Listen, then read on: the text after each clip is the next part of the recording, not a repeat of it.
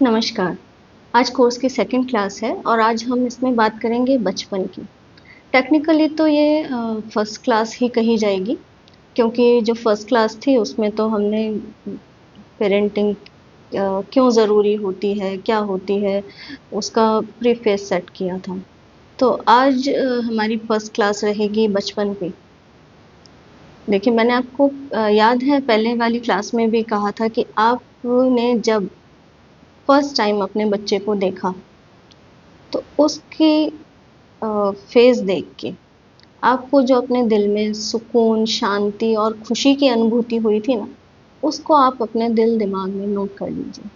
और यही बात मैं आज फिर से कहूँगी कि वो फेस आप अपने दिल दिमाग में नोट कर लीजिए, क्योंकि अब जो फेस शुरू होने वाला है वो ऐसा है कि आपको 1 सप्ताह तक तो थोड़ा चीज़ें कंफर्टेबल लगेगी। लोग विश करते रहेंगे, बधाई देते रहेंगे और आप बहुत खुश रहेंगे।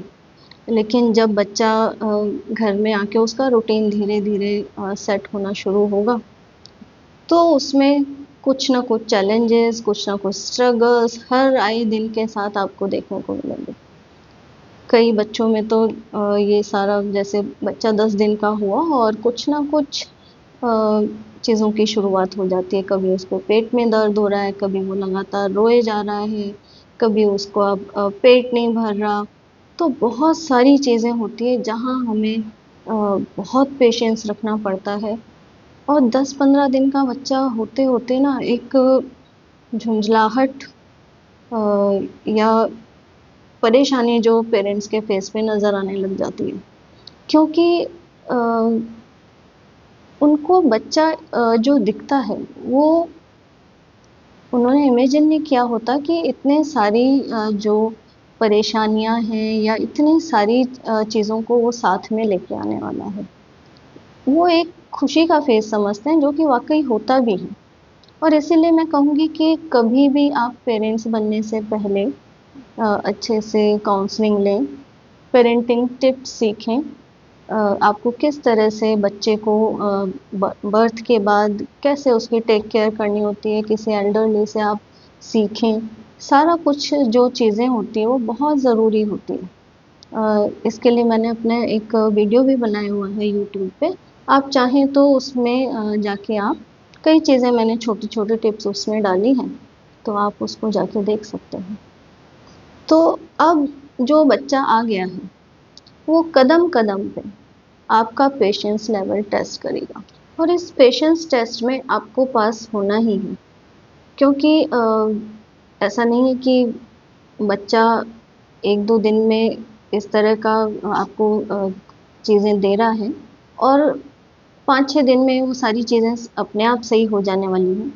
आपको सारा रूटीन, सारा अपना लाइफ पैटर्न उसी के अकॉर्डिंग सेट करना पड़ेगा। और ये पेशेंस टेस्ट होने में कई बार पेरेंट्स बहुत नर्वस हो जाते हैं, टूट जाते हैं, क्योंकि इसके पीछे जो कारण होता है वो उनकी रेस्टलेस नाइट्स होती हैं, स्लीपलेस नाइट्स होती हैं। बिल्कुल उनको एक पल भी आराम का नहीं मिलता, क्योंकि थोड़ी देर बच्चे को सँभालना है, फिर घर का काम देखना है। इस तरह का जो रूटीन उनका बच्चे के आने के बाद शुरू होता है, तो उससे एक फ्रस्ट्रेशन सा, एक चिढ़-सी पेरेंट्स में आ जाती है। तो इसीलिए बहुत अच्छा रहता है कि अगर आपके घर में एल्डरली आपके इन-लॉज़ हैं या कोई भी मतलब जो वाइफ़ है, उनके माता-पिता आपके साथ हैं, वो आपको सपोर्ट कर रहे हैं, आपको गाइड कर रहे हैं बच्चे की परवरिश के लिए, तो वो बहुत एक पॉज़िटिव जेस्चर है कि आपको उनका सपोर्ट मिल रहा है। और अगर ऐसा नहीं है कि आपको सपोर्ट नहीं मिल रहा है किसी का, आप अकेले रह रहे हैं, तो फिर ये डेफ़िनेटली ज़रूरी हो जाता है कि आप पहले से बच्चे की परवरिश के लिए तैयारी रखें और आप दोनों को, पेरेंट्स को किस तरह से चीज़ें एक-दूसरे के साथ मैनेज करते हुए चलनी हैं, तो चीज़ें आसान हो जाती हैं। अब आजकल तो थोड़ा ईज़ी हो गया है कि जो मदर्स हैं उनको मैटरनिटी लीव्स मिलने लगी हैं। तो वो आसानी से बच्चे को समझ सकती हैं, अच्छा टाइम उसके साथ बिता सकती हैं और वो देखिए बिताना भी चाहिए। आजकल क्या देखने में आता है कि कई जो नई मदर्स होती हैं, उनको जॉब का, अपने काम का इतना प्रेशर, या वो इतना ओवर एम्बिशियस होती हैं कि अपना उनका रेस्ट पीरियड पूरा हुआ 1.5-2 महीने का, और वो बच्चे को जैसे घर में उनके अगर हैं संभालने के लिए एल्डरली, तो उनके भरोसे छोड़ के और उनको अ, जाना होता है। अब ये अगर मजबूरी है, आपकी फाइनेंशियल जो सिचुएशन है वो अलाउ नहीं कर रही है, तो मैं कहूँगी चलो मान सकते हैं। लेकिन कई केसेस में ऐसा नहीं भी होता है, और मदर्स को सिर्फ ये लगता है कि अगर मैंने अभी अपनी लीव्स और एक्सटेंड की, तो हो सकता है कि मुझे अपने जॉब में वो पोजीशन, वो जगह, वो सैलरी आगे ना मिले, और इसके चलते वो अपना जो ये मदरहुड का फेज़ है उसको मिस करके भी अपने नौकरी को प्रेफरेंस देते हैं।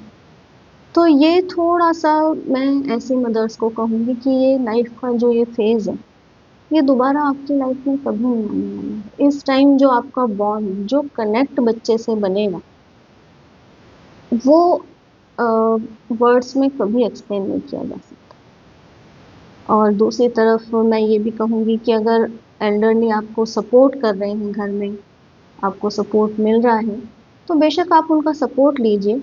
लेकिन कई घरों में ये भी रहता है कि एल्डरली जो इन-लॉज़ हैं, होते हैं, लेकिन उनका सपोर्ट ना के बराबर होता है या बिल्कुल भी नहीं होता है। उनको ये लगता है कि अगर बहू है, तो बच्चे की और घर की ज़िम्मेदारी उसकी है, क्योंकि गृहस्थी उसकी है। तो ऐसे समय में जो पेरेंट्स हैं, उनकी फर्स्ट जो प्रायोरिटी है, वो बच्चा ही होना चाहिए, और ऐसे में उनको अपने बच्चे के लिए जो भी डिसीज़न लेना पड़े, वो लेना चाहिए। देखिए, बच्चे के घर में आने के बाद कई सारे रिश्ते रिफ़ॉर्म होते हैं। अगर आपको इन-लॉज़ सपोर्टिव हैं, घर के बुज़ुर्ग सपोर्टिव हैं, तो वही रिश्ते आपके मजबूती की तरफ जाते हैं। लेकिन ऐसा नहीं है, तो वो ही रिश्ते कमज़ोर पड़ने लगते हैं और उसमें तनाव आने लगता है। तो इस समय पे आपको पता रहता है कि आपको जहाँ से सपोर्ट मिल रहा है, तो आपको बदले में सपोर्ट देना है, बुज़ुर्गों से सपोर्ट लेना है, और आपको जो अपना मेन फ़ोकस है, वो बच्चे की परवरिश पे रखना है। आजकल नई मदर्स के केस में क्या देखने में आता है कि वो अपने बच्चे की सारी ज़िम्मेदारी मदर इन लॉ पे छोड़कर खुद सिर्फ़ अपना जॉब में टाइम देती हैं।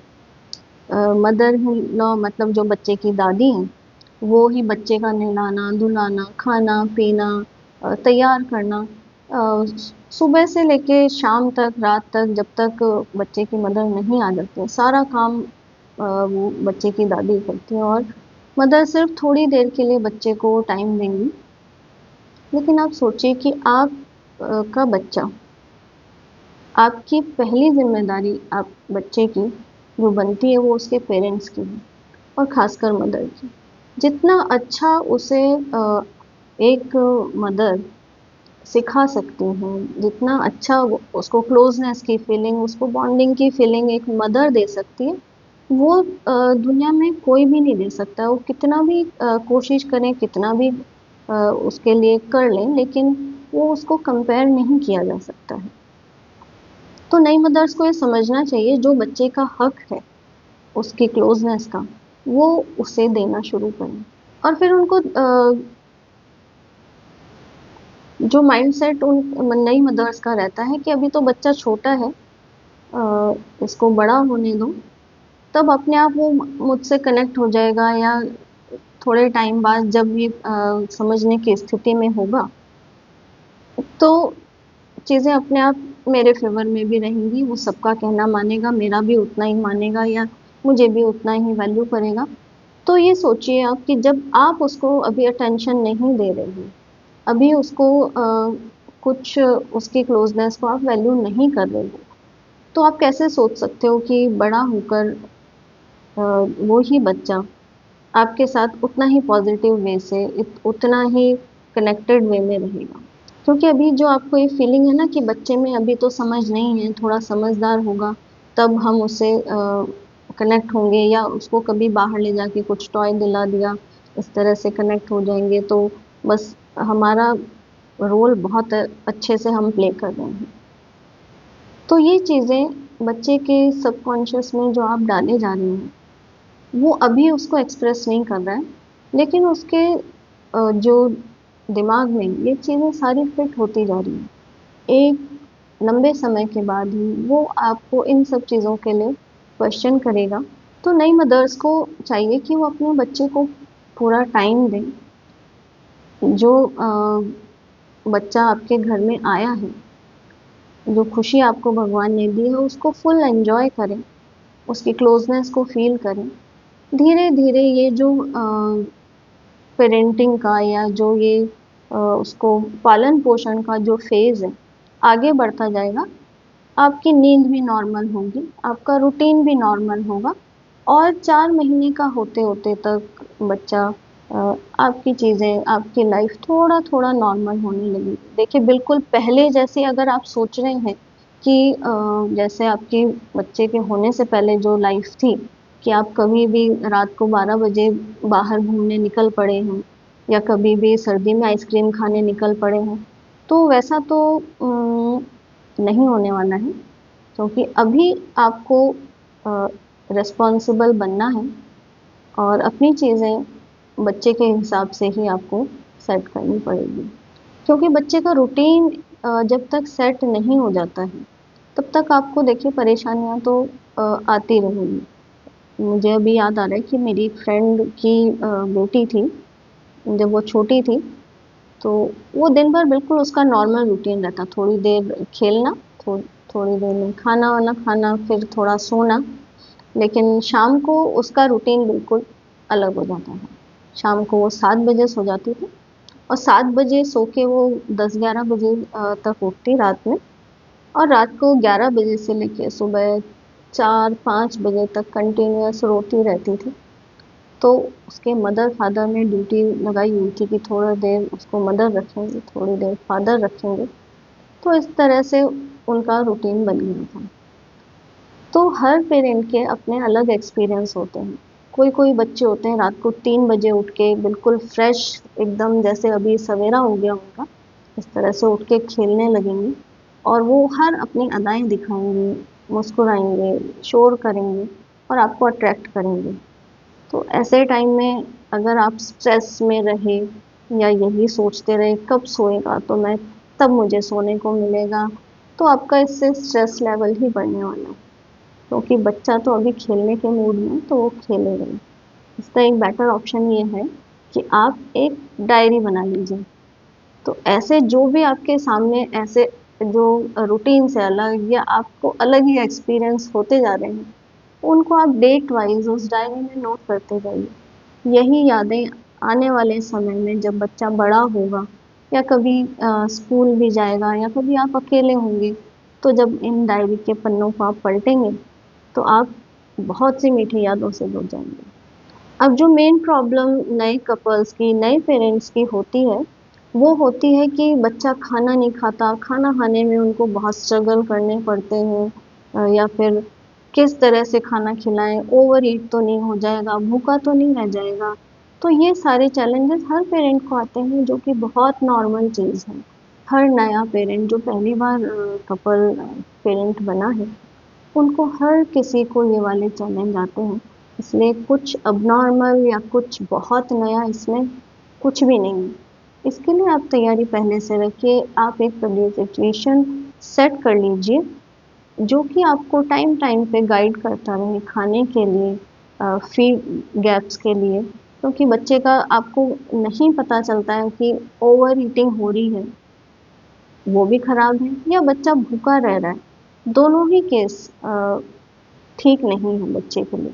तो उसके लिए आपको अवेयर रहते हुए, और उसको आपको प्रॉपर टाइम पे खाना खिलाना है।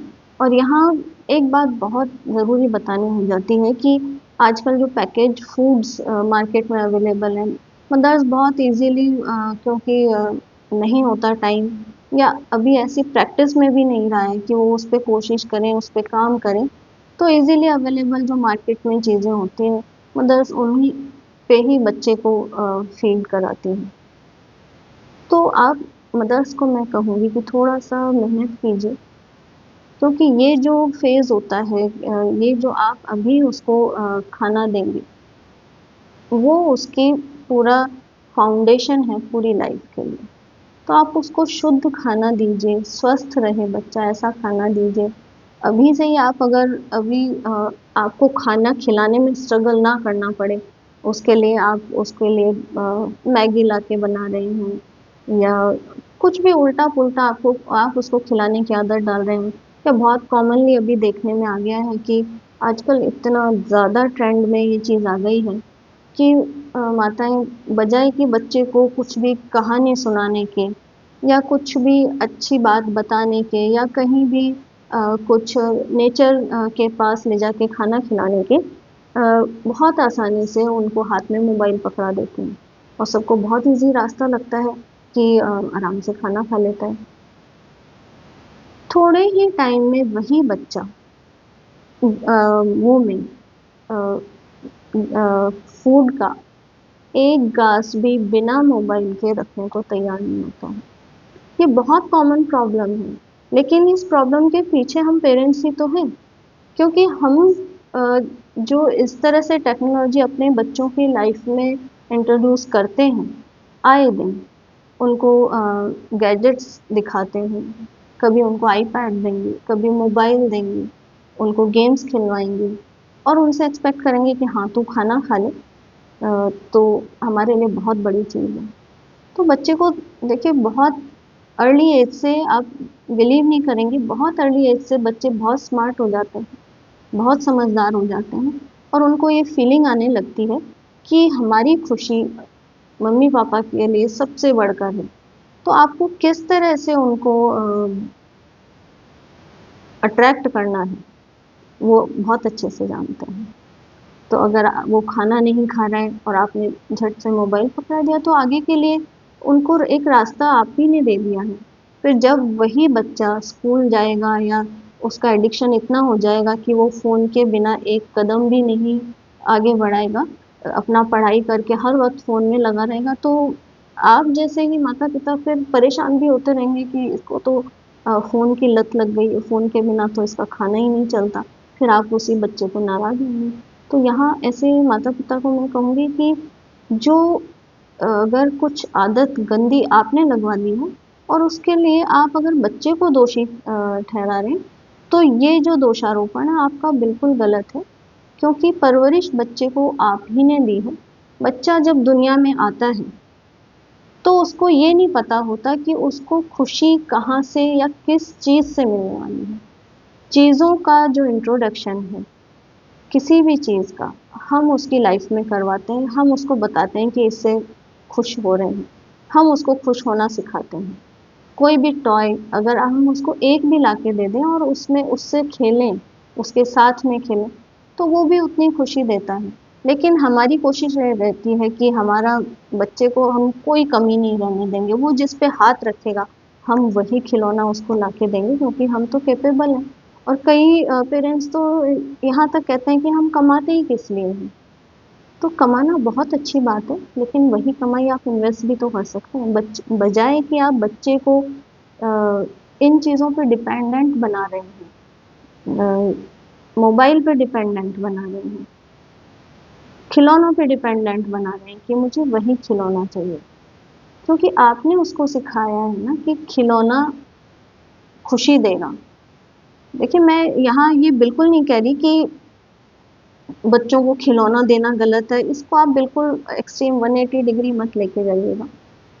लेकिन मैं यहाँ पे ये कह रही हूँ कि अगर आप हर बार बच्चा मार्केट में निकलता है और हर बार वो नए खिलौने की डिमांड करता है और हर बार आप उसको दिलाते हैं, तो ये प्यार नहीं है। क्योंकि हर बार जब आप उसको नया खिलौना दिला रहे होते हैं या हर बार जब आप उसको हाथ में मोबाइल पकड़ा रहे होते हैं, तो आप ये इंडिकेट कर रहे होते हैं कि वो बच्चा अपने आप खेलेगा, उसका मन बहला रहेगा। क्यों? क्योंकि वो टाइम आपको अपने हिसाब से स्पेंड करना है। आप उसको वो टाइम नहीं दे पा रहे हैं, इसलिए उसकी खुशी ढूँढने के लिए आप दूसरे ऑप्शंस देख रहे हो। लेकिन अगर ये बात आप माता पिता स्वीकार लें और चीज़ों को अभी इनिशियल स्टेज पे ही सुधारना या सही से करना शुरू करें, तो वही बच्चा आपके साथ कनेक्ट होके, आपसे कहानियाँ सुन के, फिज़िकल गेम्स खेल के उसमें भी खुशी ढूँढ सकता है। तो बजाय कि बच्चे को सिर्फ़ ये टेक्नोलॉजी फ्रेंडली बनाने के या फिर सिर्फ़ उसको गैजेट्स हाथ में थमाने के, आप उसको नेचर में बाहर निकालिए। हर मौसम का उसको आनंद लेने दीजिए, बारिश की फुहारें महसूस करने दीजिए, थोड़ा-सा सर्दी में चाहे से पहना ओढ़ा के निकालिए, थोड़ा-सा गर्मी का भी एहसास होने दीजिए। बच्चे उसके आसपास अगर हैं सोसाइटी में, सोसाइटी गार्डन में जाके उसको मिट्टी में खेलने दीजिए। देखिए आजकल इतना ओवर कॉन्शियस हो गए हैं पेरेंट्स की, मिट्टी में खेलेगा तो इन्फेक्शन हो जाएगा और बच्चों के साथ उसको पता नहीं क्या कुछ हो सकता है, तो हमारा बच्चा तो बिल्कुल अलग रहेगा क्योंकि हमारे बच्चे को कहीं कुछ हो ना जाए। ऐसा करके आप अपने बच्चे का बहुत नुकसान कर रहे हैं। एक तो उसका इम्यून सिस्टम आप बिल्कुल वीक किए जा रहे हैं। दूसरा आप उसको बिल्कुल इंट्रोवर्ट किए जा रहे हैं। वो बाहरी दुनिया से, ऐसा तो नहीं है कि वो पूरी ज़िंदगी भर आपके साथ ही रहेगा या सिर्फ़ घर में ही रहेगा। 1-2 साल बाद उसको स्कूल भी जाना होगा। लेकिन आप उसको इस तरह से तैयार करते हैं कि बहुत सेफ़ उसमें हम उसके लिए एक शील्ड बना लें, जिससे कि उसको कभी एक छींक भी ना आए। तो ये सारी चीज़ें जो कि हमने इतना इन चीज़ों को नॉर्मलाइज़ वे में करते हैं कि कहीं कुछ इन्फेक्शन ना हो जाए तो बाहर नहीं निकालना है और बच्चों से बात नहीं करने देना है क्योंकि वो तो पता नहीं हमारे स्टेटस के बच्चे नहीं हैं। तो अल्टीमेटली बच्चे को जाना तो उसी दुनिया में है, उन्हीं बच्चों के साथ खेलना भी होगा। आप इस तरह से करके उसको बिल्कुल अकेला थोड़े टाइम में वो बिल्कुल अकेला पड़ जाएगा। आप कितना टाइम उसको दे सकते हैं? अलग-अलग तरह के लोगों से जब वो मिलेगा, उनको समझने का, उनसे बात करने का, सारी चीज़ें बच्चा इनिशियल स्टेज से ही सीखना शुरू कर देता है। लेकिन हम माता-पिता को लगता है कि जिससे हम चाहें, उससे वो बात करे, जैसे हम चाहें वैसे वो खेले, जितना कंट्रोल में हम चीज़ों को अपने रखें, तो उतना ही हमारा बच्चा आइडियल बच्चा बनेगा। एक्चुअली ओवर आइडियलिस्टिक बनने के चक्कर में, बनाने के चक्कर में अपने बच्चे को हम उसका कितना नुकसान कर देते हैं, उसका बचपन ख़त्म कर देते हैं। वो नॉर्मल बचपन जी ही नहीं पाता क्योंकि हम उस पे इतने रेस्ट्रिक्शंस लगा देते हैं कि वो समझ ही नहीं पाता है कि नॉर्मल लाइफ क्या होती है। क्योंकि कभी भी हम बच्चे को बाहर ना निकाल के उससे लोगों से मिलने ना देकर या बाहर कहीं शोर हो रहा है तो वो बच्चे के कान में ना पड़े, उस नुकसान का सोच के अपने बच्चे की बहुत सारी प्रोग्रेस हम रोक देते हैं। आजकल तो मैं देखती हूँ कि कई पेरेंट्स सारा आर्टिफ़िशियल घास घर में लगा के, झूला भी घर में ही लगा के, सारा कुछ आर्टिफ़िशियल अपने तैयारी करके, सारा माहौल अपने घर में ही क्रिएट करके रखते हैं, जिससे कि बच्चे को बाहर गार्डन में जाने की ज़रूरत ना पड़े। टॉयज़ इतने ला के रखते हैं कि बच्चा उनसे खेल के मस्त रहे, उसको कभी बाहर जाने की ज़रूरत भी फ़ील ना हो। लेकिन इतना आर्टिफ़िशियल माहौल देके आप फिर बच्चे को अभी से क्यों इतना बड़ा किए जा रहे हैं? उसका नटखटपना, उसकी शैतानियाँ जो और बच्चों के साथ देखकर वो सीखेगा या थोड़ा बहुत चंचलता उसमें आएगी, उसकी चंचलता सिर्फ़ आप 2 पेरेंट्स के फेस देख-देख के वहीं दब जाने वाली है, वहीं ख़त्म हो जाने वाली है। तो अब चंचलता की बात हुई है तो मैं इसी पे आगे चलती हूँ कि बच्चा चंचलता करे बहुत अच्छा है, बच्चे का नटखट होना बहुत अच्छा है, छोटी-छोटी शैतानियाँ करना भी बहुत अच्छा है। लेकिन अगर आप पेरेंट्स उसको बहुत प्यार कर रहे हैं, हाँ, प्यार बहुत अच्छी चीज़ है, मैंने पहले भी कहा कि हर पेरेंट को अपने बच्चे को बहुत प्यार देना चाहिए। लेकिन प्यार करना और पैम्परिंग करना 2 अलग चीज़ें हैं।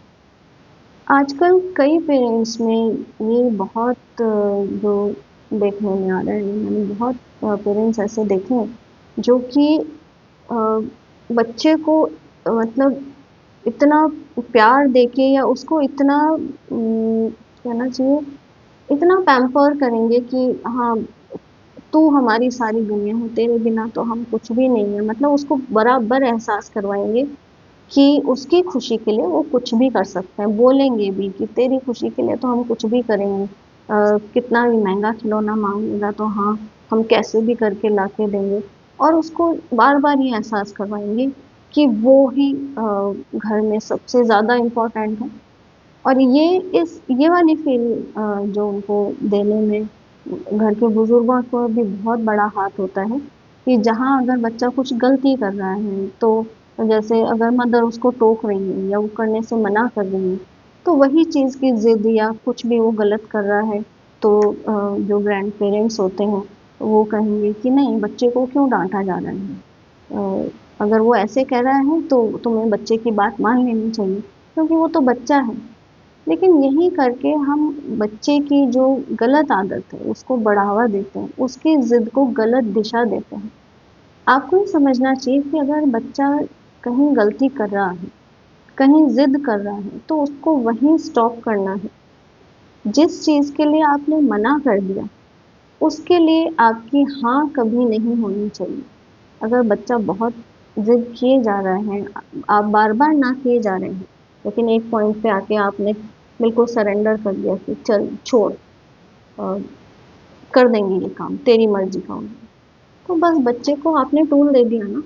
कि अगर वो जिद करेगा और इससे एक स्टेप जाके फिर वो क्या करेगा, रोएगा, चीखेगा, चिल्लाएगा, क्योंकि उसको पता है कि उसकी खुशी सबसे बढ़कर है। तो आप बच्चे को कैसा बनाना चाह रहे हैं, ये आपके ऊपर है। और इसमें पूरे परिवार का कॉपरेशन और सहयोग, आपसी म्यूचुअल अंडरस्टैंडिंग बहुत ज़्यादा ज़रूरी होती है। कि जहाँ बच्चा अगर कुछ गलत डिमांड कर रहा है, तो बजाय कि हम उसको एनकरेज करने के, उसको वहीं पे नो बोलना है। वो अगर कुछ गलत टेंट्रम्स दिखा रहा है, कई बच्चों को मैंने देखा है कि मतलब बहुत आपने भी देखा होगा कि अ, बच्चे जैसे मार्केट में गए, कोई भी खिलौना लेके मम्मी को जिद कर रहे हैं कि मुझे वही टॉय चाहिए। मम्मी ने कहा नहीं, अभी नहीं दिला सकते हो, कभी बाद में।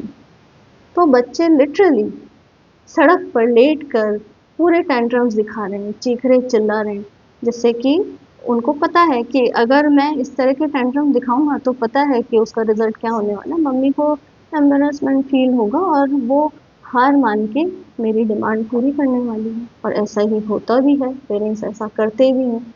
इसीलिए उनको हर अपने जो डिमांड है उसको मनवाने का एक तरीका आप खुद प्रोवाइड कर देते हैं। तो इस सिचुएशन तक बच्चे ना पहुंचे, उसके लिए आपको उसको घर पे ही तैयार करना है कि उसको लिमिटेड ही चीज़ें देनी है। उसके लिए आपको एक रूटीन फिक्स कर लेना है। जैसे अगर वो चॉकलेट के लिए भी मचलता है, तो आप उसका एक रूटीन फिक्स कीजिए कि जैसे वीक में या 15 दिन में या महीने में ये दिन आपको चॉकलेट मिलेगी। या अगर उसको मैगी खाना है या कुछ भी जंक खाना है, तो आपने 15 दिन में या महीने में इस तरह से डे फिक्स कर दिया कि आपको इस दिन अपने को जंक खाना है। और देखिए, जब भी आप बच्चों के साथ आपको लगता है कि आप कनेक्टेड हो, तो आप वही रूटीन, उसी तरह का डिसिप्लिन जो बच्चे में चाह रहे हैं, आप खुद भी फॉलो कीजिए। जैसे अगर मैंने अभी कहा कि जैसे आपने एक चॉकलेट डे बना दिया कि आप जैसे हम हर दूसरे संडे को चॉकलेट खाएंगे, आइसक्रीम खाएंगे या इस तरह से, तो आपको भी वही फॉलो करना है। या हम रोज इतना सा टाइम हमको टीवी देखना है, तो जब तक बच्चे छोटे हैं आपको भी वही रूटीन फॉलो करना है। छोटे नहीं, जब तक वो पढ़ रहे हैं तो भी आपको वही रूटीन फॉलो करना है कि स्क्रीन पे, टीवी पे, मोबाइल पे आप उनके साथ उतना ही टाइम दीजिए जितना कि आप उनसे एक्सपेक्ट कर रहे हैं। और एक बहुत कॉमन जो प्रॉब्लम पेरेंट्स की होती है छोटे बच्चों के साथ में, कि जैसा कि मैंने अभी डिस्कस किया कि बच्चे की परवरिश में माता पिता अच्छे खासे रोस्ट हो जाते हैं, झुंझलाहट आ जाती है, मदर में तो बहुत ज़्यादा आ जाती है। और फिर अगर सपोर्टिंग हस्बैंड ना हो, तो फिर उनमें धीरे धीरे क्लैशेस होने लगते हैं, लड़ाइयाँ होने लगती है, काम को लेकर, एडजस्टमेंट को लेकर, बच्चे की सार संभाल को लेकर। या फिर बच्चे ने कुछ उल्टा-पुल्टा खा लिया या उसकी दवा के चक्कर में बहुत झगड़े पेरेंट्स के आपस में शुरू हो जाते हैं। अब ऐसे में कई घरों में होता है कि जो फादर हैं वो बैड वर्ड्स जो कई घरों में होता है, मैं ये नहीं कह रही कि बहुत सभी घरों में कॉमनली ये चीज़ है, लेकिन कुछ भी उन्होंने अगर बैड वर्ड्स बोला लड़ाई झगड़े में और बच्चे के कानों में वो पड़ गया, तो वो उसको बहुत जल्दी ग्रैस्प करते हैं। अब अगर वही बच्चा कई लोगों के बीच में बैठा है और कभी कोई रिलेटिव आया तो उसने उसके मुंह से तुतलाती आवाज़ में उसने भी वही बैड वर्ड बोल दिया, तो उस टाइम तो सभी लोगों को देख के उसके मुंह से सुन के हंसी आती है, आपको भी हंसी आती है कि हाँ इसके मुंह से तो कितना मतलब ये बोल रहा है तुतला के अपनी आवाज़ में बच्चे की आवाज़ में, तो आपको एक सब लोग उसको हंसकर टाल देते हैं। लेकिन ये जो हँसी है या ये जो आप उस चीज़ को इग्नोर पे डाल रहे हैं, आपको उसको टाइमली एड्रेस करना पड़ेगा कि बच्चा जहाँ पे कभी भी इस तरह का वर्ड यूज़ कर रहा है, उसको आपको उसी टाइम समझाना पड़ेगा कि ये एक खराब बात है। साथ ही साथ आप पेरेंट्स को प्रैक्टिस करनी पड़ेगी कि जब आप बात कर रहे हैं, खासकर बच्चे के सामने बात कर रहे हैं, तो आपको अपनी भाषा बहुत मर्यादित रखनी है। और परवरिश में देखिए बहुत सारे कई ऐसे पड़ाव आते हैं क्योंकि बच्चा परेशान होता है या आपको परेशान करता है और आप बहुत दुखी हो जाते हैं। कई बार आपको लगता है कि पता नहीं क्या मतलब इतना मुश्किल है बच्चों का पालन पोषण करना, बहुत परेशान हो जाते हैं। और कई पेरेंट्स को मैंने देखा है, तो मतलब सुना है कि वो ऐसे में अपने बच्चे को मतलब लिटरली कोसते हैं कि तेरे पैदा होने से इतना बुरा हो गया है या मतलब और वो बच्चे के सामने होता है। तो आप पेरेंट्स से मेरा यही कहना है कि कभी भी अपने बच्चे को आप कोसे मत, क्योंकि कुछ भी हो जाए आप इस दुनिया में उस बच्चे को लाने वाले आप ही हैं, इसलिए उसकी पूरी रिस्पॉन्सिबिलिटी आपकी है। बच्चा गलती कर सकता है, लेकिन बच्चा गलत नहीं हो सकता है। आप उसको प्यार से समझाइए, आप उसको एक रास्ता दिखाइए। ये ज़रूरी नहीं है कि आप उसको लड़ झगड़ के, क्योंकि आपको लगता है कि जिस तरह से आप सोच रहे हो कि एक बटन है और उसको मैंने प्रेस कर दिया और सारी चीज़ें ठीक हो जाएंगी। कंटिन्यूअसली आपको अपने व्यवहार में, अपने डेली रूटीन में चेंज लाना पड़ेगा। अपने आप को अगर आप में कोई बैड हैबिट है उसको आप में खुद में सुधार करना पड़ेगा, तो आपका बच्चा ऑब्वियसली डेफिनेटली एक अच्छा बच्चा बनेगा। तो आप पेरेंट्स को मैं यही कहना चाहूँगी कि जब तक बच्चा 3 साढ़े 3 साल का नहीं हो जाता, जब तक वो स्कूल नहीं जाता, उसकी कंपनी को आप एंजॉय कीजिए। मदर बच्चे की सबसे पहली टीचर होती है।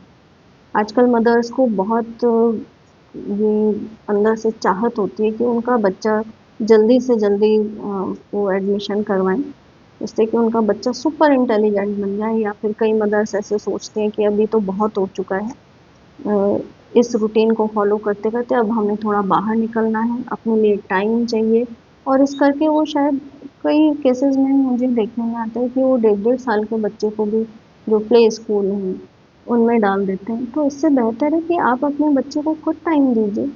जितनी लर्निंग वो एक मदर के साथ कहानियों से, पिक्चर से और मदर की क्लोजनेस में जो बच्चा कर सकता है, वो किसी और स्कूल में नहीं कर सकता। और ये जो लर्निंग होती है बच्चे की, वो बेस्ट लर्निंग होती है, क्योंकि स्कूल के जब माहौल में जाता है तो उसके लिए एक बिल्कुल अनजान जगह होती है, अनजान लोग होते हैं और उसमें एक प्रेशर और आप डाल देते हैं लर्निंग का। तो बेहतर है कि आप जब तक बच्चा आपके पास है, स्कूलिंग पे और स्टडीज़ पे नेक्स्ट क्लास में हम बात करेंगे, लेकिन जब तक बच्चा आपके साथ है, आप छोटी-छोटी कहानियाँ सुना के जो आप बाद में थोड़ा-सा बच्चा बड़ा हो जाता है, जो आप उसको ज्ञान देते रहते हो, बेटा ऐसे करना चाहिए, तुम्हें ऐसा करना चाहिए, तुम ऐसा करो। ये कभी बच्चा नहीं सीखेगा, कभी उसको अपनी लाइफ में अप्लाई नहीं करने वाला है, ये आप मान के चलिए। क्योंकि जब बच्चा आपको वो सारी चीज़ें फॉलो करते हुए नहीं देख रहा, तो बच्चा खुद की लाइफ में कैसे अप्लाई करेगा। और ये जो कहानियाँ होती हैं, ये खुद आपकी जो लाइफस्टाइल होता है, वो बच्चे को सिखाता है कि मुझे किस तरह का बनना है। वो उसमें खुद से अंदर से आना चाहिए। और उसकी जो बीज है, वो इस फेज में आप डालते हैं। तो आपको ये शुरुआत बच्चे की लर्निंग की और बच्चे को एक सुरक्षित माहौल देने की, वो आपको यहीं से करनी है। और एक बात जो मुझे यहाँ याद आ रही है, वो ये कि आजकल जो मदर्स ओवर प्रोटेक्टिव वे में अपने बच्चों को परवरिश दे रही हैं, उनके सब डिमांड मान रही हैं, उनको बाहर के लोगों से कम मिलने देना है। अ, अगर कुछ भी उनको लग रहा है कि बाहर बच्चे गार्डन में इस तरह के खेल रहे हैं जिनका कि फाइनेंशियल स्टेटस उनसे कम है, उनके साथ नहीं खेलने देना है। या फिर मतलब ऐसा रखेंगे कि बाहर निकलते ही आप पे खतरा ही खतरा है। बाहर अगर कोई डॉग घूम रहा है तो उसके लिए चीखना चिल्लाना शुरू कर देंगे। क्योंकि ये मेरा खुद का एक्सपीरियंस रहा है कि एक डॉग जिसके साथ सारे बच्चे खेल रहे हैं आराम से, और वही एक उसी डॉग के लिए एक बच्चा जो पास से जा रहा है, सारे बच्चे खेल रहे हैं, लेकिन एक बच्चा उसके पास से गुजरता हुआ भी इतना जोर जोर से चीख चिल्ला रहा है जैसे वो डॉग उड़ के उसके पास आ रहा है। तो इसके पीछे आप क्या रीज़न समझते हैं कि आपकी पेरेंटिंग ऐसी है कि आपको बाहर की दुनिया की हर चीज़ से बच्चे को डरा के रखना है, उन चीज़ों को आपको नॉर्मलाइज नहीं करने देना है। तो आपका बच्चा बाहर के मतलब आप कितना टाइम घर में रखोगे, कभी तो वो बाहर की दुनिया में निकलेगा ही ना, कभी क्या मतलब निकलेगा ही कभी ना कभी तो। और उसको बाहर की दुनिया में तो जाना ही पड़ेगा। ऐसा नहीं है कि आप उसको स्कूल भी घर में ही दे दोगे, उसके लिए जॉब भी घर में ही आ जाएगी, उसको साइकिल भी आप घर में ही सिखा दोगे, सारा कुछ तो हम बच्चे को घर में नहीं प्रोवाइड कर सकते। एसेंस ये है कि आप बच्चे को थोड़ा सा करेजियस बनाइए, डरा डरा कर मत पालिए, नेचर फ्रेंडली बनाइए।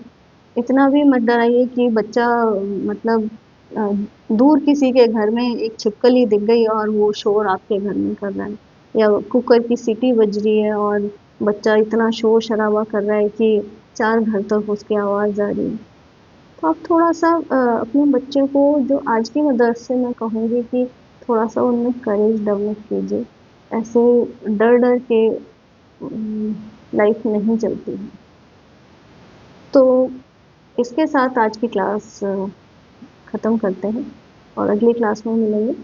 अगली क्लास रहेगी स्टडीज़ पे, बहुत इम्पोर्टेंट है, क्योंकि ले दे के तो सारा फोकस और सारा कंसंट्रेशन हम पेरेंट्स का बच्चों की स्टडीज़ पे ही रहता है कि वो क्या बनेंगे, क्या करेंगे, पता नहीं हमारा बच्चा कैसा निकलेगा। सारा टेंशन उनके बच्चों के पैदा होते ही हमको स्टडीज़ का हो जाता है। तो चलिए मिलते हैं फिर नेक्स्ट क्लास में। Okay, bye bye.